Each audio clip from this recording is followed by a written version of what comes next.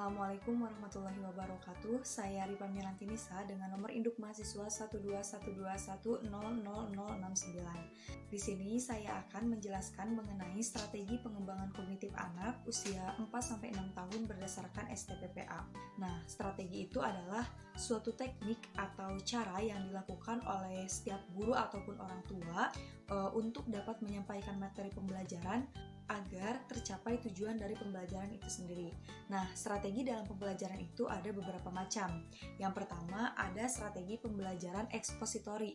Nah, strategi ini adalah strategi pembelajaran yang berpusat pada guru. Jadi, guru sangat berperan penting gitu dalam strategi pembelajaran ekspositori ini. Nah, yang selanjutnya adalah strategi pembelajaran inquiry.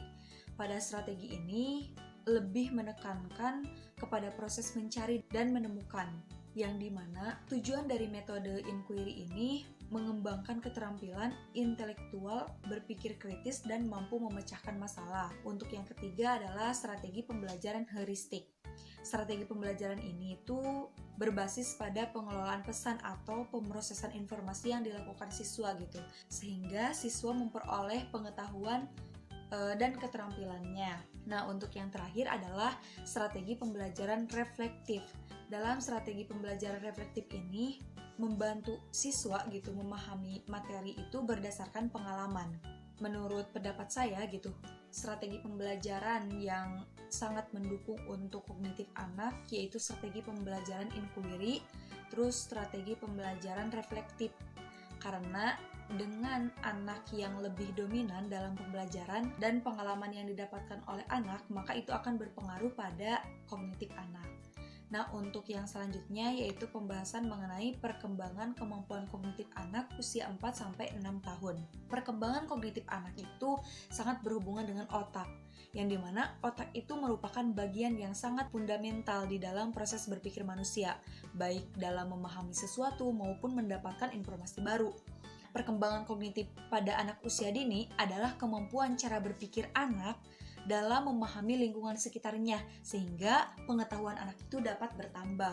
Pada saat anak usia 4-6 tahun, susunan koneksi sarafnya itu sudah berfungsi dengan baik, sehingga dapat mengkoordinasikan otak dan gerak dengan baik gitu, baik secara fisik maupun non-fisik.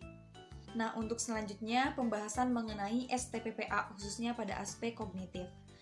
Permendikbud RI nomor 137 tahun 2014 mengenai STPPA ini, khususnya dalam aspek kognitif, ini tuh bisa menjadi acuan gitu bagi para orang tua untuk mengembangkan aspek kognitif anak, yang dimana pada STPPA itu sudah dijelaskan secara rinci gitu dari usia 0-6 tahun. Nah, untuk yang kedua bisa menjadi acuan dalam pembuatan kurikulum. Jadi untuk membuat kurikulum ataupun perangkat pembelajaran di lembaga bisa mengacu pada STPPA nomor 137 tahun 2014. Kalau misalkan ada anak yang belum mencapai standar yang signifikan, jadi perlu pendekatan khusus. Dari mana kita tahu anak itu belum memenuhi standar gitu? Ya dari STPPA itu. Nah, untuk yang selanjutnya mengenai metode pengembangan kognitif anak usia dini. Metode itu adalah cara. Jadi, metode ini mempunyai arti bagian dari strategi. Metode dalam pengembangan kognitif anak itu tuh ada banyak metode. Ada metode bermain, metode bercerita, karya wisata, eksperimen, tanya jawab, pemberian tugas, demonstrasi, mengucap syair, dan sosiodrama. Kalau misalkan ada yang bertanya, bagaimana sih metode apa yang terbaik untuk anak usia dini? Semua metode itu baik gitu. Jadi kalau misalkan ada yang lain seperti itu, jawabannya ya metode yang sesuai dengan kebutuhan anak. Untuk yang selanjutnya yaitu mengenai media pembelajaran. Media itu adalah segala sesuatu yang dapat digunakan untuk menyalurkan informasi belajar yang dapat merangsang pikiran anak, perhatian anak, dan minat untuk belajar bagi anak. Banyak sekali jenis-jenis media ajar gitu. Ada balok bangunan, kotak huruf, papan pengenal warna, dan sebagainya. Kenapa sih gitu? di pendidikan anak usia dini itu harus bermain gitu. Karena bermain itu merupakan bagian terpenting dari hidup anak.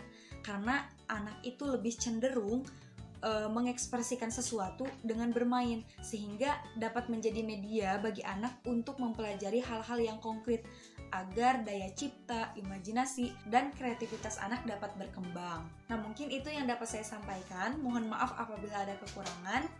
Jikalau ada yang ingin ditanyakan, boleh ditanyakan di kolom komentar. Sekian, wassalamualaikum warahmatullahi wabarakatuh.